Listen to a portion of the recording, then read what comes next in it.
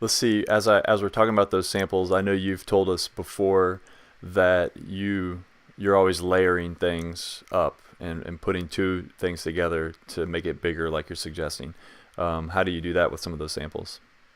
Oh, well, it's a balance thing. You try one thing, and then you figure out what you're trying to do, and it really is all about balance. You don't want one overpowering the other because that's how real orchestras work. It's a blend of different things. The brass and the strings and the woodwinds, of course, but within the sections, two different brass players. They have two different kinds of horns. Two different. Maybe it's silver brass and regular brass. Those things, and it's really about listening and making that balance work.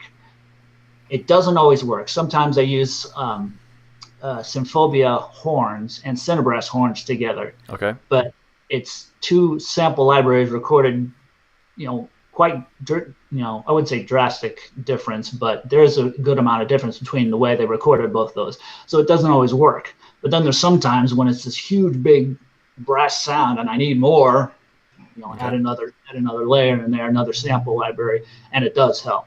Okay.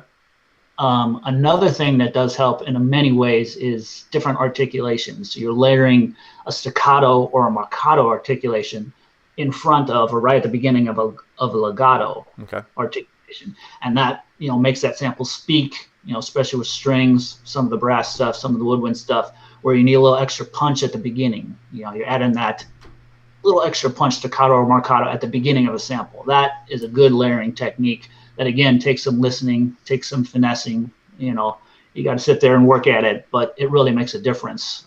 Especially when you got a big orchestral sound, you want those horns to punch through, where a legato attack is not quite enough. You need Right. a little extra punch in there. So Nice. yeah, different articulations and really listening on layering different libraries together. I think that's some good advice there. So.